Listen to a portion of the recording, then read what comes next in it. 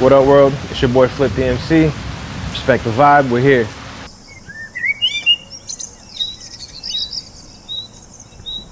I was born in São Paulo, Brazil. I lived there till I was about 5 years old. Then I moved down to Florida in Boca Raton, stayed there for maybe a year or two at the most, and then spent most of my life in Delray Beach. Oh yeah, absolutely. It was difficult because, you know, you don't speak the language and you see everything going on outside. It's kind of like your personal window as far as, like, you know, home life is easy. We all speak Portuguese, but going to school, I remember that was a whole challenge, you know, to say the least, with the language barrier and all. I was an ESOL baby, went through ESOL twice, struggled a little bit to get it, but you know, after about 6 months or so, I picked up the English language. 1999, I remember it to this day. It was me and my homeboy. We were fishing, and while we were fishing, we were having a conversation about rap, because we were both big on rap at the time, and we were just kind of like, well, how does one even become a rapper? You know, like, what's the process? So I was like, bro, let's become rappers starting today. And it just started from there, like, you know, a hobby, writing rhymes, freestyling, stuff like that. But really, like, trying to do something impactful in music started about 2010 for me. You know, we always had these ciphers going on. We would meet up either like at the movies or at this parking lot in this church in Boca. We would all link up at, and we had a big like following of people that would hang out, come kick it. So we were always doing something in the space, and I guess one thing just kind of led to another. I linked up with a homie at the time, Classic. We started doing music back then, and then it was just like, yo, you know, we got something good going. Let's give it a shot, you know. And it kind of just like happened organically, no set plan in motion. It was actually around 2008. I misspoke. Yeah, it was about 2008. Back then, music was kind of a different ball game, man. You know, it was CDs, and it was a lot of how can I put it? You'd have to really be there to promote your stuff, you know? Nowadays, you could just post your stuff online and push it that way, but that wasn't really in existence, so to say, you know? It was mainly still, the idea was, oh, I gotta get my stuff on the radio, stuff like that. So we just started, as far as music, that was the idea, was, all right, let's come up with some music and start pushing it to the radio stations and whatnot. But me and my homie had a decent run for a few years, you know, and then life happened. He moved up to Pittsburgh, and then after that, kind of things fizzled out. You know, years passed. I took a break musically, and I met Wody. I've known him for about 10 years, but we were just like homeboys kicking it back then. And then one thing led to another, and, you know, he started the Siphon Sesh movement, and here we are. Well, because my first shot at music, my first run, I feel like because of life happening and whatnot, I didn't have the proper outcome that I wanted, you know? Things kind of ended abruptly. We had a little bit of motion going. Things were kind of on a high note. And I feel like if we would have stayed more consistent, you know, who knows what could have been, you know? So now I got the second shot in the way that I look at it, you know, and the thing that's most impactful is for me is like, yeah, I got to stay consistent, make sure that the ball's always, that the vehicle's always in motion, you know? Because especially with nowadays, people have short attention spans, and you stop for a little bit, people forget about you. So, you know, in music, we got to keep it moving always. Yeah, it's a whole different ball game, you know, with the whole putting things on streaming platforms as opposed to physical media, the death of physical media, you know. I feel like back in that timeline, we had a lot more control as far as what we could actually make and whatnot from physical media. But now, you know, you have to adjust with the times, and the streaming platforms is the way to go. And now we're just trying to, you know, we're still following that method as everyone else is, but what we're trying to bring different is a different vibe, you know. The music game is different. It's like almost sometimes I think like people listen to the beats more than the lyrics, and we're trying to reverse that, man. We're trying to bring it back to, you know, dope bars, good music, apart from just a dope beat, you know. So when I first moved here from Brazil, I used to watch a lot of TV, right? Because that was it. TV was everything. You didn't have friends outside that yet, you know. So I spent a lot of time at the TV, and Yo MTV Raps, Lyricist Lounge Show. I remember watching that shit growing up, the Lyricist Lounge Show, and I was like, dude, I don't even speak this fucking language, right? But watching them had to like come up with rhymes on the spot with words behind them. That was everything to me. So like that was a big influence, number one.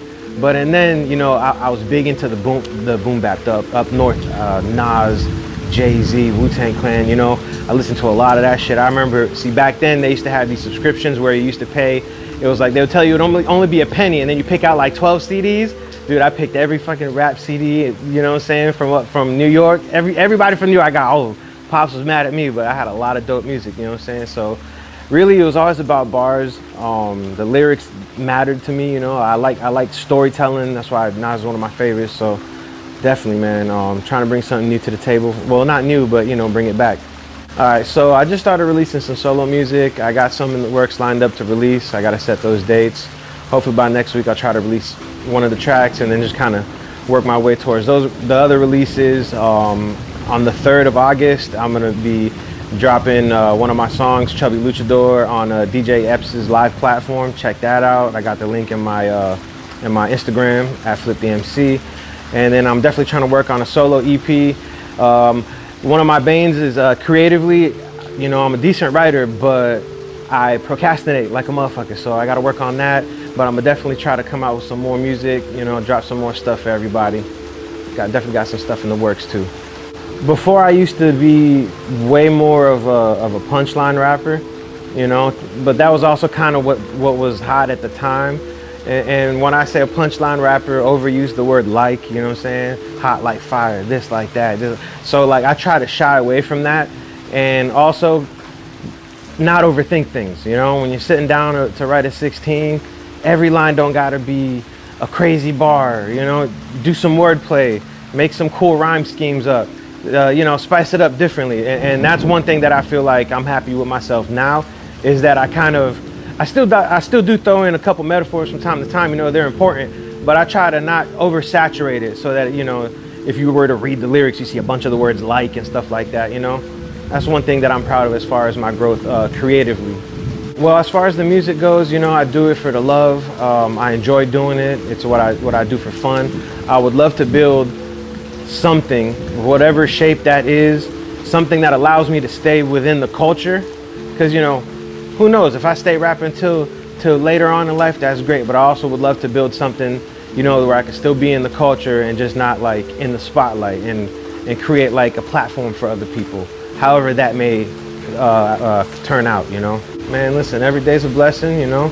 You wake up on the right side of the grass, you're already winning.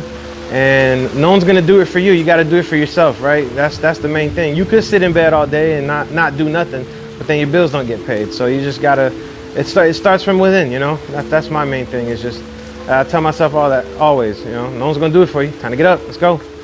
Start by something small. Make your bed every day, you know? Do something small like that. Create discipline, and the rest will work itself out from there. But just start with something small and keep repeating it. You know, some type of positive change. If you don't make your bed, make your bed. If your bathroom's a mess, clean your bathroom, clean your room. And just keep doing that. And that'll help you create that discipline you need for bigger tasks in life. But it starts starts from within. Dude, be fucking nice. That's the best one. Nice is the new gangster, bro. Be nice. You know what I'm saying? Don't walk around with a scowl. Smile, you know? Smile. You see a stranger, you don't gotta turn up and be mean, you know, mean mugging. Nah, smile, wave, say hello. You know, we need more nice in the world. You know, we got enough violence, mean shit, you know? We need more nice, you know? And sometimes I feel like with hip hop, you know, there's the ego and stuff like that. It's cool to have that persona, but you know, you still gotta be a nice person at the end of the day. Be nice, smile, be happy. You alive, right? Shit. Oh man, there's a lot of people. Shout out to Lorenzo, shout out to Lil Mike, shout out to Wody Woe. I mean, shit, shout out to Kumo, Vash, 10th Level Tavern, good people, Matt Kelly, you know what I'm saying? There's so many people, man, so many people. We love you guys, you know what I'm saying? You guys are always looking out for us, and hopefully we could return the favor, look out for y'all. You know, whatever y'all need, we got y'all. Yo, it's your boy FlipDaMC. Big shouts to Respect the Vibe.